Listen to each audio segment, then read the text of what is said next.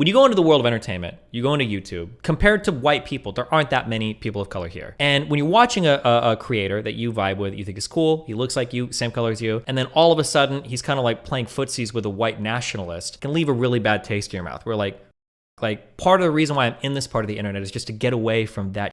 And now I have to be here reminded of like the worst types of people that I might have personal interactions in my life. I might get called the N-word all the time in COD lobbies or on the internet. Like I see these motherfuckers and I want to be here away from that. And now just knowing that you're like actively jumping in those groups or whatever, it makes me feel a certain way about it. I'm not saying that's right or wrong. That's not for me to say. So why are you saying it? Well, because that's the opinion that some people have. And you have to be aware that there are going to be people in your fan base, there are going to be people that have that opinion. That's all I'm saying. When you've made it illegal to joke about literally every possible thing, yeah, shit gets dry, okay?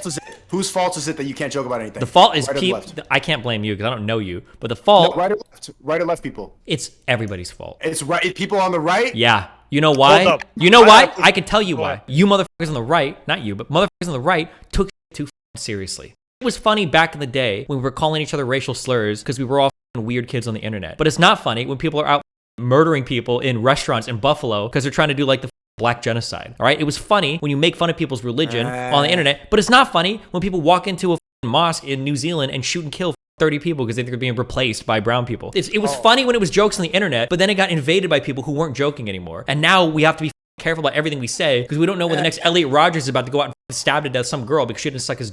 Okay, that's why it's not fun anymore. Every single thing that Jim Jeffries is a really good Australian comedian, is a good skin on this. Everything that used to be fun ends up not being fun because some loser shows up and he it up for everybody. And that's just how it goes. But people on the right are capable of debate and being wrong. Liberals can't even talk. They call you debate bros. People on the right don't debate. That's not true. You might see some of them do it, but Steven Crowder's not debating. Ben Shapiro's... No, they don't. He debates college students. Dude, I could steamroll 400 college students on any topic. That's easy street. That would be like me being a professional FPS player and jumping into a COD match, or being a pro RTS player and jumping into like a Bronze League StarCraft game. That's not real debate. Crowder's not debating anybody that's worth debating. He's going to colleges and he's debating those people. Same thing with Jordan Peterson. Same thing with Ben Shapiro. Same thing with Mark Dice and Tommy Lauren and all these other conservative people. They're not taking debate requests. They might do like one professional one that's like where everybody agrees to be nice and they'll go on stage and like jerk each other off for a while. Like I think Anna Kasparian had a debate with like Ben Shapiro, but like they're not like taking serious challenges from people that could actually challenge them. There's a certain threshold on YouTube channel where everybody stops debating. That includes right-wingers. If I wanted to learn about a topic like the moon landing, would I go on YouTube and look up moon landing conspiracy to learn about the moon landing? No, I would look at many different sources, and I've already heard what the government says about the moon landing, so now I'm hearing an alternate source.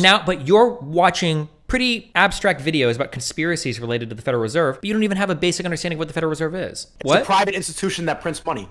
How? Why? For what? For currency. What's the relationship? To what? To the U.S. economy. How does the Federal Reserve relate to the U.S. Treasury? How did they decide to print money? Why did they print money? I'm not trying to lil bro you. I'm not trying to do anything. I'm just saying that if you wanted to learn about the Federal Reserve, you would like just read the Wikipedia on it. That's it. No, the Wikipedia is owned by the government now. If anything, Wikipedia should be the thing you're championing the most. It's literally a decentralized database of information where everybody can contribute. Not anymore. What do you mean not anymore? Yes, it is. It still is. That's why if you go to the page, it's begging for donations. The government has a monopoly on the public information online. No, it doesn't. The government wishes it. Even China can't. And they have literally the massive firewall. What do you mean? If you want to understand the counter argument, or maybe if there's a conspiracy, if there is a deeper truth, you're not gonna find it on Wikipedia. That's the point. If the Federal Reserve were engaged in corruption, do you think that it would show up on Wikipedia, or do you think it would be a researcher independent who would post it on YouTube? Exactly. Where else would they distribute the content? If the Federal Reserve or some of these federal institutions were engaged in corruption, we've got multiple committees across both the House and the Senate. I can give you an institution that has hundreds or thousands of individual humans, staffers, congressmen, they're all working together that have contrary interests, that have every motivation. If a Republican or a Democrat thought that the other side was around or doing other things, all these people have every motivation to expose the other side, but those people are wrong. But you, the guy who's making tens of thousands of dollars selling me a message that the government is corrupt, I'm gonna listen to you for government corruption? You who has no oversight, you who has no accountability, you who's not an elected official, you who can print whatever message or lie you want, I'm gonna listen to you and take your word for everything? You who thinks the Jews run the government, who can't give me a single shred of evidence for any claim you make? Of course that's not true. Of course the government has been able to betray and lie to the public. They kept the Manhattan Project secret. There was a city army of 200,000 people building an atomic bomb, and they kept that a secret for years. When you want to talk about the Manhattan Project, if you want to compare stuff that we worked on in the 30s and 40s to today, where every single motherfucker has a cell phone in every single room in the United States, those are two entirely different things. At one point in time, was it possible to coordinate a lot of people and keep a secret? Yeah, of course. But today, you've got Iranian nuclear reactors blowing up because viruses are spreading into rooms that aren't even supposed to be connected to the internet. The idea that today we don't have an unprecedented insight into every single part of the government, into every single person's life is insane. You want to compare it to the 1940s? I've got